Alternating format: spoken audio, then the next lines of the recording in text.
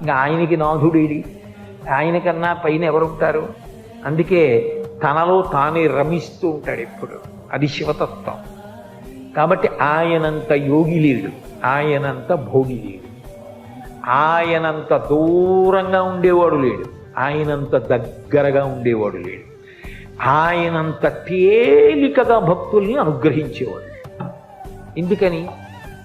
మనసిరిగి చిరునవ్వుతో ఇచ్చేస్తాడు. కలియుగ ప్రారంభంలో అడిగారట, కలి యొక్క ఉద్ధత ఎక్కువగా ఉంటుంది కదా, చాలా పాపకర్మలు చెయ్యాలన్న అనురక్తి ఉంటుంది తప్ప పుణ్యకర్మలు చెయ్యాలనేటటువంటి ఉత్సాహం ఉండదు కదా స్వామి, అందుకని మేము తేలికగా తరించడానికి మాకు ఏదైనా మార్గం చెప్పరా అని అడిగారు. అడిగితే ఆయన అన్నాడు, మీకందరికీ మోక్షం కావాలని కదా తాపత్రయం, సరే నేను ఒక మాట చెప్తాను చెయ్యండి అన్నాడు. దర్శనాత్ అభ్రతసి, చిదంబరంలో ఎలా దర్శనం చేయాలో అలా చేయండి, మోక్షం ఇచ్చేస్తానన్నాడు. చిదంబరంలో దర్శనం అంటే శివలింగం ఏమి ఉండదు, ఓ గది ముందు నించుంటే గోడకి కన్నాళ్ళ ఉంటుంది, ఓ తెర తీస్తారు, ఎదురుకుండా గోడకి మారేడు దళాలు వేసి ఉంటాయి, వేసేస్తారు. కొంతమంది గడుసు వాళ్ళు ఉన్నారనుకోండి, ఏమిటి నాకేం కనపడలేదు, కనపడలేదు, అయ్యో అదేంటి శివలింగం ఉంది కదా అంటారు. అబద్ధం అది, అక్కడ ఏమి ఉండదు. నేనే చూసా కొంతమంది అలా చెప్పేస్తుంటే, అయ్యయ్యో ఇంత సాధ్యమా అనుకున్నాను. అంటే ఏమో వాళ్ళు మహాజ్ఞానులు, ఏమో దూర్జడికి కనబడ్డట్టు ఉదయగ్రామము పానవట్టము అభిషేకోద ప్రవాహంబు వార్ధి అని మరి బ్రహ్మాండం అంతా శివలింగంలా కనబడుతోందో, నేను ఎందుకు తక్కువ మాట్లాడాలి? కాబట్టి అక్కడ ఏమీ ఉండదు. అంటే అనంతం, ఆయన కానిది లేదు. అగ్నిముఖంబు పరాపరాత్మకమాత్మ కాలంబు గతి రత్నగర్భ పదము శ్వశనంబు నీ యూర్పు రసన జలేషుండు దిశలు కర్ణంబులు దివము నాభి సూర్యుండు కన్నులు శుక్లంబు సలిలంబు జఠరంబు జలధులు చదలు చిరము సర్వౌషధులు రోమచయము శల్యంబులద్రులు మానసమృతకొరండు చందములు ధాతువులు ధర్మసమితి హృదయము ఆస్యపంచకముపనిషదాహ్వయంబు అయిన నీరూపు సరసత్వమై శివాఖ్యయై స్వయం జ్యోతియై ఉప్పు ఆజ్యము. యావత్ బ్రహ్మాండమంతా నిండిపోయి ఉంటాడు. అదిగో ఆ తత్వం కింద ఆకాశస్వరూపుడుగా అంతటా నిండిపోయిన వాడిగా అక్కడ జ్ఞానంతో చూడగలిగితే చిదంబర రహస్యం. అది చిదంబర రహస్యం అంటుంటారు. అందుకని చిత్ అంబరం ఏదో భయంతి త్వాం ధన్యా కతిచన చిదానందలహరి అంటారు సౌందర్యలహరిలో శంకరాచార్యులు వారి అమ్మాయి ఎక్కడు ఎవరు ఒక్కడమ్మా నిన్ను అలా తెలుసుకుంటున్నాడు అంటారు. అలా చూడగలిగిన వాడు ఎక్కడో కోటాను కోట్లలో ఒకడు జ్ఞానంతో చూస్తాడు. స్వామి నువ్వు మమ్మల్ని మోహపెడుతున్నావు, చిదంబరం వెళ్ళి చూడమా, నాకేమర్థం అవుతుందని చూడడం ఈ తత్వం అంతా. ఇంకొక మాట చెప్పండి, దర్శనాద బ్రసరసి, మాకు సాధ్యం కాదు, ఇంకొక మాట ఏమైనా చెప్పండి, అనుగ్రహించండి. సరే, జననాత్ కమలాలయే, తిరువారూరులో పుట్టండి మోక్షం ఇచ్చేస్తారు. ఇది మరీ అన్యాయం. నేను మా అమ్మ కడుపులో ఉంటాను, మా అమ్మ నన్ను ఎక్కడ కంటుందో నాకు తెలుసా? మా అమ్మ తిరువారూరులో కంటుందో, లేకపోతే తయారుపేటలో కంటుందో, ఏలూరులో కంటుందో, జాలిపూడిలో కంటుందో, విశాఖపట్నంలో కంటుందో, కాకినాడలో కంటుందో నాకేం తెలుసు? అప్పటికి మా అమ్మ పుట్టింటారు ఎక్కడ ఉంటారో అక్కడికి వెళ్తుంది. ఒకవేళ అది ఏ పల్లెటూరు అయి కవల పిల్లల కడుపులో ఉంటే మేనమావ గారు ఉన్న పెద్ద పట్టణంలో అవ్వచ్చు పురుడు, ఏం చెప్పగలం? అందుకని ఇదేం మాట స్వామి, నువ్వు కరుణామయుడవని నమ్ముకుని మేమొస్తే తిరువారూరులో పుట్టు ఇస్తానంటే ఏమిటి? నా వల్ల ఎలా సాధ్యం అవుతుంది? ఎక్కడున్నానో ఏం తెలుస్తుంది? ఆ కటిక చీకట్లో అమ్మ కడుపులో పడుకుని కుదరదు. ఇంకొక మాట చెప్పు. సరే, జననాత్ కమలాలయే, పుట్టడం నీ చేతిలో లేదు, చచ్చిపోతావా అని చెప్పించోట పోని. కాశ్యాంతు మరణాన్ముక్తి, బలవంతంగా చచ్చిపోవడం కాదు సుమా, సహజంగా నీ కర్తవ్యాలన్నీ అయిపోయాయి, కాశీ వెళ్ళిపో, ఇంకా నాకేం లేవు, నీ చేయవలసినవన్నీ చేసేసా, చెప్పులు ఇప్పేశా, ఇంకా నాకేం బెంగలేదు, మనవాళ్ళు కొడుకు చూసుకుంటాడు, కోడలు చూసుకుంటుంది, ఎందుకు వచ్చింది, హాయిగా వెళ్ళి కాశీలో ఉంటా, ఎప్పుడప్పుడు ఊపిరైపోతుంది. ఏమవుతుంది కాశీ ఉంటే అంటే? రామకృష్ణ పరమహంస దివ్య దర్శనం చేశారు. కాశీ పట్టణంలో ప్రాణోత్క్రమణమయ్యేటటువంటి సమయంలో మనుష్యులకు కాదు సమస్త భూతములకు శివానుగ్రహం కలుగుతుంది. నమస్తారాయచ అని రుద్రాధ్యాయంలో ఆయనకి పేరు. ఆయన నామమే తారకనామం. ఆయనే సంసార సముద్రమును దాటిస్తాడు. అందుకని ఏం చేస్తాడు? ఆయన నామం ఆయనే ఉపదేశిస్తాడు. అది ఎలా అంటే, ఆ తల్లి పార్వతీదేవిట బయలుదేరి వచ్చి ప్రాణోత్క్రమణమైపోతున్నటువంటి వాడు ఇంకా ఊపిరందక కొట్టుకుంటున్నటువంటి సమయంలో పాలిండ్లు కదలంగ పసిడిపయ్యద వీచు అచలాధిపుని కూర్మి అడుబిడ్డ తుర్కారమునరించి తొండంబు ముక్కున శిఖరారావంబు జిలుకు డుంఠి ప్రథమోత్తముండు భృంగి భయరక్షణార్థంబు పాలాగ్రమున తీర్చు భసిత రేఖ ప్రత్యక్షమై వచ్చి భాగీరథీ గంగ మృదులహస్తము సాచి మేనునివురు దక్షిణ శృతి మీదుగా ధాత్రి త్రిళ్ళి పెద్ద నిద్రకు మాగన్ను పెట్టువేళ పంచజనులకు తారక బ్రహ్మ విద్య అభవుడుపదేశమురరించునప్పుడు కాశీ. కాశీపట్టణం అంటే ఆయనకి అంత ఇష్టం. ఆయనే చెప్పుకున్నాడు పార్వతీదేవితో, మనం ఎన్నడూ ఈ కాశీని విడిచిపెట్టి ఉండం, మన చేత అవిముక్తమయ్యుంట ముగ్ధాక్షి ఇది అవిముక్తమయ్యే, మనకు ఆనందింబునునరించుకావున ఆనంద విపినాభిధానమయ్యే,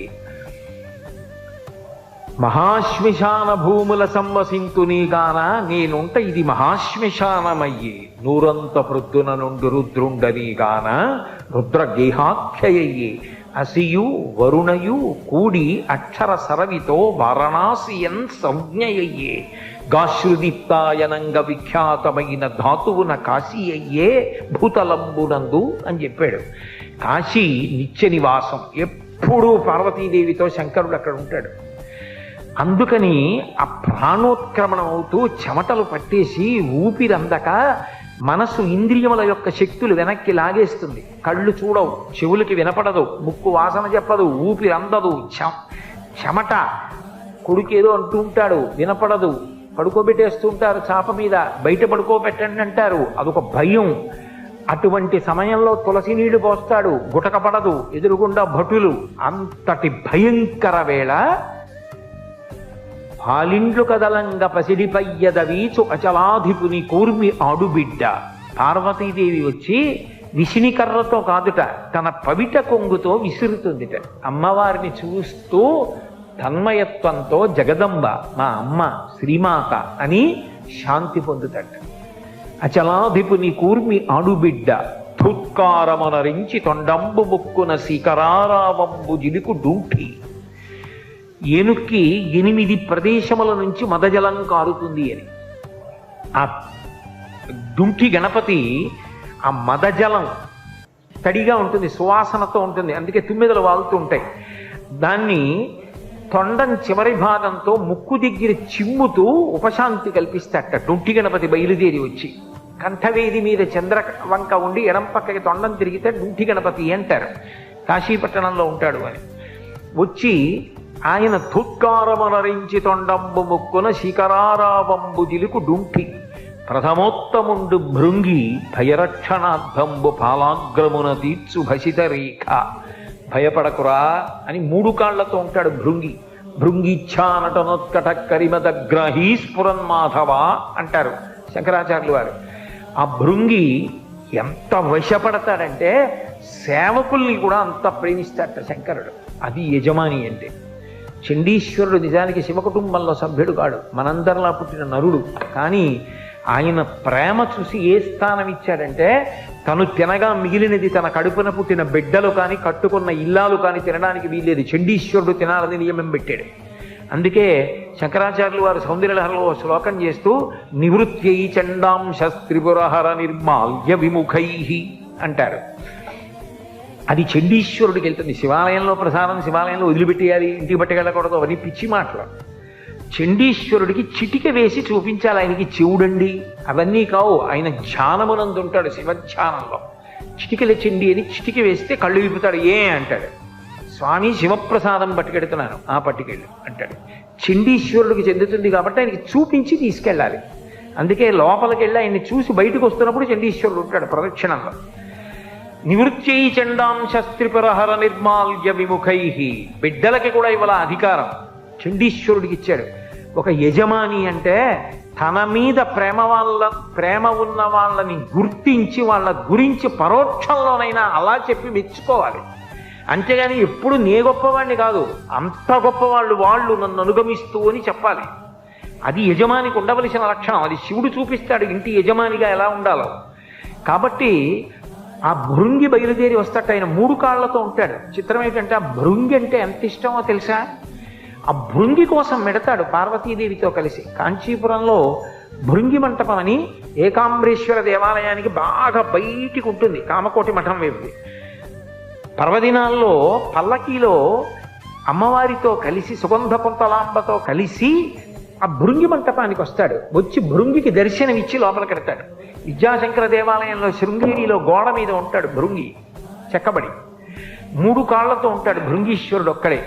అటువంటి భృంగి వచ్చి ప్రథమోత్తముండు, ప్రథమ గణాల్లో ఉత్తముడు, భయపడకురా నీకేం బెంగలేదని బొటనవేలుతో విభూతి పెడతాట. ఎవరికి? కాశీపట్టణంలో ప్రాణోత్క్రమణం అవుతున్న వాడికి. మళ్ళీ వెనక్కి వచ్చి గుర్తు తెచ్చుకుంటూ ఉండండి. ప్రథమోత్తముండు భృంగి భయరక్షణార్థంబు పాలాగ్రమణ తీర్చు భసిత రేఖ ప్రత్యక్షమై వచ్చి భాగీరథి గంగ మృదులహస్తము సాచి మెను నివురు. చల్లటి తల్లి ఆ గంగకి అధిష్టాన దేవత గంగమ్మ ఉందే, ఆవిడ రూపంతో తెల్లటి బట్ట కట్టుకుని నడిచి వస్తుంది గంగమ్మ. గంగమ్మ అనుగ్రహిస్తుంది. గంగకి అధిష్టాన దేవత ఉంది, ప్రతి నదికి ఉంది. తెలిస్తే తెలిసినట్టు ఉండాలి, తెలియకపోతే తెలియనట్టు ఉండాలి. అంతే అని నదులకు ఉంటారా? నదులు పుణ్యజలాలా? నదుల్లో స్నానం చేస్తే పుణ్యం వస్తుందా? అదో మెట్ట వేదాంతం. మరి అలాంటప్పుడు నదుల గురించి పురాణాలు అన్నింటిలో అంత గొప్పగా ఎందుకు మాట్లాడారు? శంకరాచార్యులు వారు నర్మదాష్టకం ఎందుకు చేశారు? గంగాష్టకం ఎందుకు చేశారు? నదులు గొప్పవి కాబట్టే కదా. గంగకి అధిష్టాన దేవత ఉంది, ఆవిడ ప్రీతి పొందుతూ ఉంటుంది. తాడేపల్లి రాఘవనారాయణ శాస్త్రి గారు గంగానదిలో స్నానం చేయడానికి వెళ్ళారు. గంగమ్మ అడిగింది, శాస్త్రి స్నానానికి వచ్చావు ఏమి ఇస్తావని అడిగింది. ఆయన ఉంగరం తీసి వేయిపోయారు. అది నీకు అనుష్ఠానానికి కావాలి, ఆచమనం చేయడానికి, రేపు మీ ఆవిడ్ని అడిగి పట్రా అంది. ఆవిడ్ని అడిగి తీసుకెళ్ళి ఆయన గంగమ్మకి ఇచ్చారు. గంగమ్మ పలుకుతుంది, ఎందరికో పలికింది. అంతవరకు ఎందుకు? గురు శుశ్రూష చేశారు ముత్తుస్వామి దీక్షితారు వారు. గురువుగారి శరీరం వదిలిపెట్టేసే ముందు ప్రతిరోజు గురువుగారు స్నానం చేశాక శిష్యుడు స్నానం చేసేవాడు. ఆ రోజున దీక్షితారు వారిని పిలిచి, ఇవాళ నువ్వు ముందెళ్ళు, స్నానం చేసే ముందు గంగకి నమస్కరించి మునిగి చేతులతో తడువు, ఏది గంగమ్మ ఇస్తే తెచ్చుకో అన్నారు. ఆయన గంగమ్మకి నమస్కారం చేసి గురువుగారి ఆజ్ఞ అని గంగమ్మలో చేతులు పెట్టి తడివారు. వీణ దొరికింది.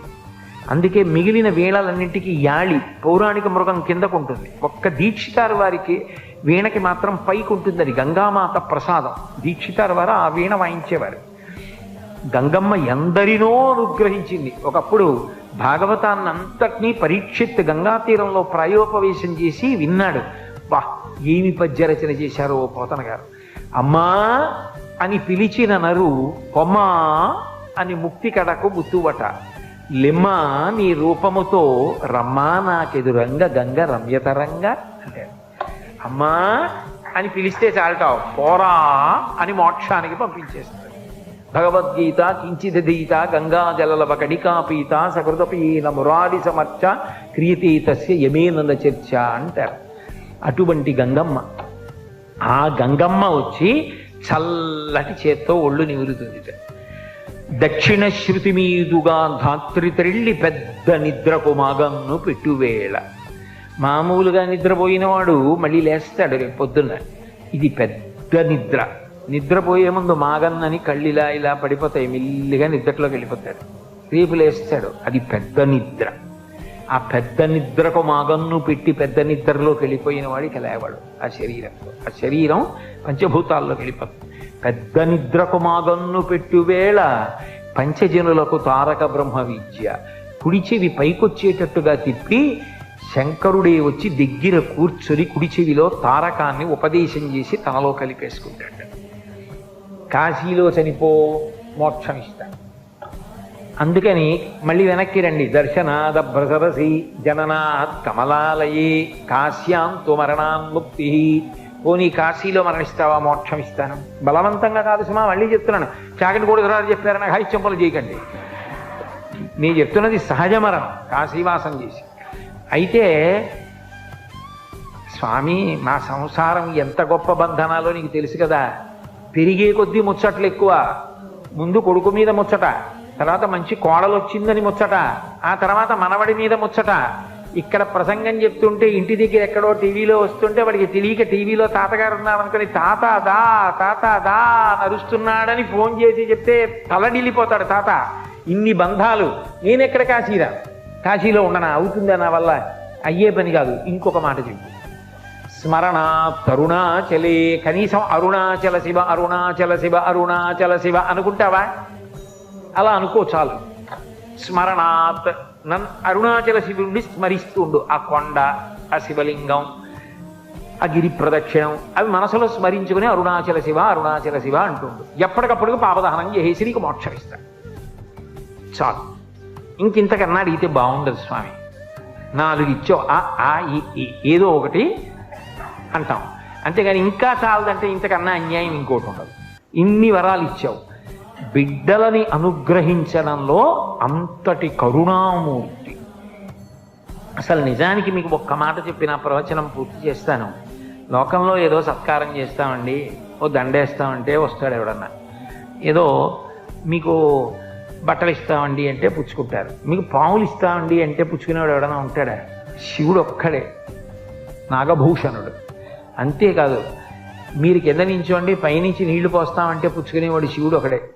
శివుని శిరమున కాశిన్ని నీళ్లు చల్లి, రాజశేఖర చరిత్రం అందులో అంటాడు, శివుని శిరమున కాసిన్ని నీళ్లు చల్లి పత్తిరి సుమంత నెవ్వాడు పారవయించు, కామధేనువు వానింట గాడి పసర, అల్ల సురశాఖి వానింట మల్లె చెట్టు. వీడేం పెద్ద రుద్రాధ్యాయం అంతా జరిగేసి స్వరంతో మంత్రాలు చెప్పేసి పరమభక్తితోటి అభిషేకం చేసేవి లేదు. ఇన్ని నీళ్లు సమృద్ధిగా ఇస్తే ఉద్ధరణో టట్టుకొచ్చి ఇలా పోస్తూ ఉంటాడు. నీకు చేయిస్తే స్నానం అలా ఓ చిన్న గిన్నెలో నీళ్లు వేసి ఉద్ధరణేసి భార్య పెట్టి స్నానం చేసినంటే, ఇంత కృష్ణానది ఇంత ప్రవాహం ఇన్ని నీళ్లు ఇచ్చాడా? మీరంటే భక్తులు చక్కగా చేస్తారు. నాలాంటి ధూర్తుడు ఆచమన పాత్ర అట్టుకుని ఇలా ఏమి ఇలా పోయలేవు, కనీసం అన్ని నీళ్లు ఇచ్చారు కదంటే బద్ధకం, ఓ బిందెతో తేడు ఇంకోసారి, లేదా వరదల కింద పోసేస్తాడు. అతివృష్టి అనావృష్టి. కానీ అందుకని నీళ్లు చల్లి అన్నాడు. అభిషేకం ఎక్కడ చేశాడు రా నాలాంటి వాడు అని నన్ను దృష్టిలో పెట్టుకుని వాడు నీళ్ళు ఎక్కడ పోశాడు? నీళ్లు చల్లాడు. పోనీ పత్రి మనస్ఫూర్తిగా ఓం నిధనపతయే నమః అని ఇలా వేశాడా? ఇలా చల్లేయడమే. పత్తిరి సుమంతనెవ్వాడు పారవయించు, పారేశాడంతే ఆయన మీద. అయినా ఆయన పొగిపోయి పోన్లేరా, మారేడు దళాలు తెచ్చావు, నా మీద నీళ్లు చల్లేవు, ఏదో నేను ఉన్నానని నమ్మి వచ్చావు, చాలేరా. వాడు అలాగే చెప్తాడా కోటేశ్వరరావు, అని పట్టించుకోకు, నేను చూస్తాను కదా అని. అల్ల కామధేనువు వాడింట గాడిపసర, కామధేనువుని తెచ్చి ఇంట్లో కట్టేస్తాట. అల్ల సురశాఖి వానింట మల్లి చెట్టు, కల్పవృక్షాన్ని తీసుకొచ్చి ఇంట్లో ఏదో మల్లి చెట్టు పాతినట్టు పాతేస్తాట. అంత సులభుడు. ఆయనంత ప్రసన్నుడు లోకంలో ఎవరు ఉండరు. భగీరథుడు తపస్సు చేస్తే ఊర్ధ్వబాహు పంచతప మాసాహారో జితేంద్రియ తస్య వర్ష సహస్రాణి ఘోరీ తపసి తిష్ఠిత. రామాయణం బాలకాండ. ఆయన చేతులు పైకెత్తి 1000 సంవత్సరముల పాటు 4 వైపులా అగ్నిహోత్రాన్ని పెట్టుకుని సూర్యుడిని చూస్తూ తపస్సు చేస్తే కొన్ని 1000 సంవత్సరముల తర్వాత తస్య వర్ష సహస్రాణి 1000 సంవత్సరముల తర్వాత బ్రహ్మగారు ప్రత్యక్షం అయ్యాడు. మా వంశం నిలబడాలి, తథాస్తు. మా ప్రపితరులు సగర చక్రవర్తి కుమారుడు సగరలు బూది కుప్పలై పడిపోయి ఉన్నారు పాతాళ లోకంలో. ఆకాశగంగ ప్రవహిస్తే తప్ప వాళ్ళకు ఉద్ధరణ పొందరు, అందుకని ఆకాశగంగని విడిచిపెట్టు, పాతాళ లోకానికి తీసుకెడతానన్నాడు. కుదరదు. గంగాయా పతనం రాజన్ పృథివీన సహిష్యతి తాం వై ధారయితుం వీరనాంజం పశ్యామి శూలినః.